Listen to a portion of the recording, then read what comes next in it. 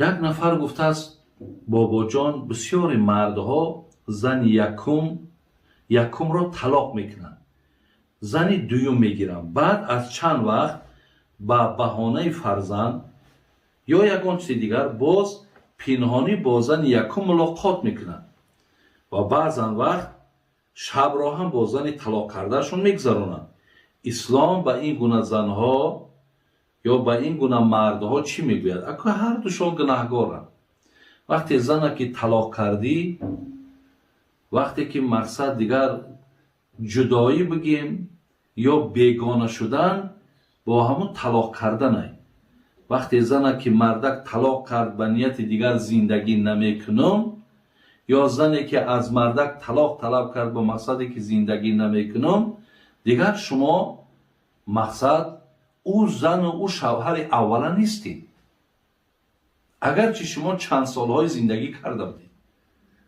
برای همین یعنی شما همچون یک زنی بیگانه و همچون مردی بیگانه اید. این کار انجام ندین که این همچون زنا حساب میخوره. برای همین پیشگاه خدای مهربان در این گناه کبیره است. بعد بسیار شومی ها داره، بسیار مقصد سیاهی ها داره، چی در جان خودت، چی در جان زنت، چی در فرزندکات، چی در مال اسبابت. برای همین بسیار در این مسئله احتیاط کنیم. سوال دیگری که کردن گفتم وقتی که مرد میگه من از برت گذشتم، در این سخن طلاق می شود یا نه؟ وقتی که مرد با زن مسئله جدایی در جنگ جنجالشون رفته است، مردک در حال میگه که من ایمی خیلی زندگی بیزارم، یا مقصد من ای سر امی زندگی گذشتم یا ای سر تو گذشتم. مقصد همون مردک جدایی باشد، مقصدش طلاق باشد، طلاق می شود.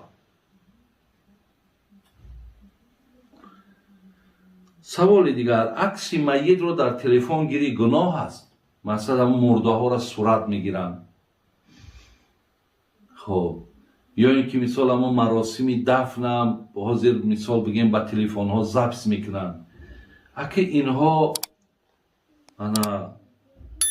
خواهرها و برادرها دائم گویم مصیبت ایسری نو با زنده میکنن. هرگاهی که همون جسد مادر پدر برادر میبینی یا هرگاه مراسمی دفن همون را میبینی، در تو یک دقت پیدا میشود، در تو یک غم پیدا میشود. برای همین است که مثال در شریعت بینیم که میگد که از 3 روز زیاد دیگر ماتم نگیر، مقصد یا خودم ماتم زدن نشان نده. یعنی در حال مقصد باز دنبال کار شد، دنبال فعالیت شد، هیچ وقت مقصد خیلی دیگر دائم نشسته و فریاد کردن و گریه کردن و اینها دیگر نباشد. برای این اگر نگیریم بهتره. لیکن همون صورتهایی که پیشتر گرفته بودین در حال زندگیش، اونها بگذار باقی مانند. یکان بارک هم که دیدی یک یادآوری میکنی، در حقش دعا میکنی، ولی مرده ها را صورت نگیریم.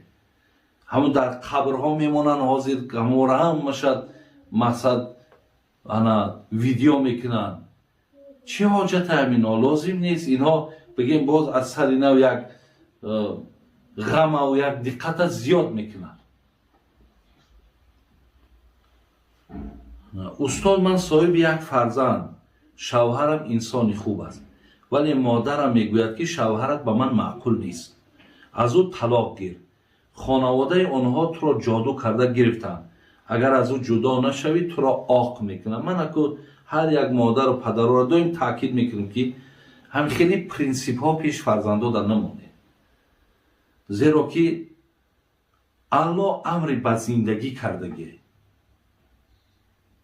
ببینین خداوند گفته است و عاشرهن بالمعروف، با زن معامله خوب کن. دخترت میگه معامله خوب دارد، دخترت میگه زندگی خوب دارم. وقتی که خداوند گفت زندگی خوب کنن، زندگی را برقرار کنند. وقتی تو این رشته زندگی را میکنی، تو در مقابل آیت قرآنی، تو در مقابل فرموده خدایی. برای همین در این حالت فرزند حق ندارد که پدر و مادر را اطاعت کنند. برای همین فقط شما فرزندا با پدر و مادر را فهمونید که انا برای اونی که از اون حالت مادر یا پدر را بگو مایلش من یک کار میکنم یا یک کم ترک من وقت بده، لیکن در همین حالت مادر پدر کسی باشد اونها را یک کاری کنید که فهمونید که دیگر همین فکر و همین عقیده را از ذهنشون دور کنند. ولی هیچ وقت در این چیز خواهرای عزیز یا برادرای عزیز خواه مرد مجبور میکنه، خواه زن مجبور میکنه این کار را شما راضی نشید و آقی کرده اونها اگر بی سبب و بی اساس باشد او آق حساب نمیخوره. دیدن در کار که برای چی فرزند جدا میکنه. بازی بسیار جدایی ها ایروی بدبینی های، ایروی رشک های. برای همین در این مسئله اهمیت بدیم.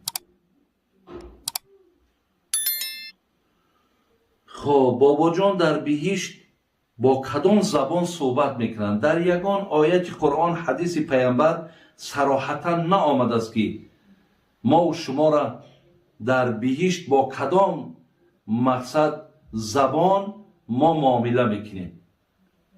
برای این بعضی حدیث های ساخته و بافته را کردند که گویا که در بهشت با زبان عربی و در دوزخ با زبان فارسی گپ میزنند.